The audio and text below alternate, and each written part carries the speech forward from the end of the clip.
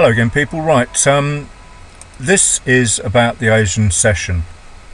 It's not a strategy or anything, but do you know, I used to have all the sessions on my charts, and I used to sort of be aware of them, but it's such a long time ago that I sort of used that strategy, as it were, and also because I'd got so used to just trading these a couple of hours, or sometimes just quarter of an hour in the morning, and then stopping. As a result of COVID and the boredom, being locked down, as it were, and shielding my mother, I'm having to spend an awful lot of time in front of charts. So consequently, trading a bit more into the day, as you know. But one thing that I'd forgotten about, and one thing that was really sort of playing a little bit on my mind, was why sometimes price in a big move stopped at S2, say, for example, and look what's happened here with this. This is the Asian session, high and low. I've used the daily boxes instead of an indicator called I sessions because for me it's a lot tidier. I sessions, it has overlaps and all sorts going on. I just like the way you can extend these lines as far as you want, so I've extended them to the end of the UK session, I think. Anyway, I'll show you the settings.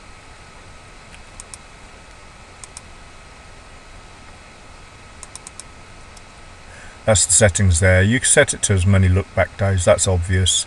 Asian sessions start midnight, but we're +2 on this chart, on this server, so midnight till 8 a.m. +2 again, obviously, and then till the end of the UK session, which I think is about 4 o'clock, but I've set it to 5 o'clock. And I might change that to go further into the US session, but I don't tend to be trading much at that time of day. And then the box colours and that's the line colours, the extension line colours. And then if you're using a few incidences of this indicator, you need to change the user ID so that you can have you can have as many as you like on there. So but you must change that, and that's about it. So I think it's important. I know the charts might look to some people a bit messy, but every one of these levels, because I'm trading on a 1 minute and 5 minute chart mainly, every one of these is important. So that's it really. I thought I'd just explain the Asian session and the importance of the levels. I mean, look, you could say that's S2, but why would it bounce and not go down to S3? Well, we can see clearly if it breaks through there now, gold this is, and pops back up, then you've got a perfectly good reason to consider that to be a really, really strong break, because it's broken out of the Asian session range, as well as the other bits and pieces on there. So gold isn't the greatest example of this range, as it were, but there's the Asian high, there's the Asian low, and as you can see, it's broken out, come back, tested it, pushed up again. No other reason to look at that price has moved up off of there. No support or resistance level. The daily pivot's way down there, so that gives us other opportunities. When you do your descending trend line there, and you're looking at your RSI histo and your 3-bar reversals, we now know what stopped the price.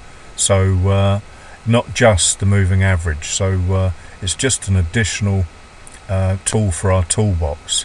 It doesn't always work. We haven't broken out. We broke out there, but just popped back down. But we can also now see the reason for this to have failed. So ascending trend line, descending trend line, the Asian session high has caused the reversal, and down it goes. Bounces on the support line from the Asian session as well, and so you can never have, when you're trading straight lines. You can never have too much information, and I just can't believe that I'd forgotten this. And it's down to, again, Gambler Forex, at Gambler Forex on Twitter. Really good trader, and you know, she drops comments, and you think, oh, you know, because you do, you know, it's true what they say, you forget more than most people have learnt with trading, because you are studying chart in such a way. So I mean, that's just crazy, you know. Once again, Asian session, we wouldn't have known it. That would have just been a support level, and that would have been a reversal. But the Asian session range, this, in my opinion, is a massively important addition to the template. Again, you know, why did it turn round? Well, we've got the daily pivot, we've got some numbers up here, we do our ascending trend line, and we have the added bonus of the Asian session having failed to break out properly and continue. It's come back down and reversed again. And look, it even bounced off the Asian session low again about here. So priceless, in my opinion. You know, draw a descending trend line on there, break out of the Asian session. If everything else matches up, you're good to go. Time and time again. Failed, you know, it's broken out, come back into it, broken through, used it as resistance and then support up here. It's got to be a worthwhile addition to our charts. So daily line boxes, settings as I mentioned earlier on, and thank you for watching again. Have a good day. Oh, just before I close this video, the reason I haven't bothered with the London session is because you can draw the London session highs and lows on when you're getting into the American session, but I'm trying to keep as much clutter off the charts as I can. Thanks for watching. Bye now.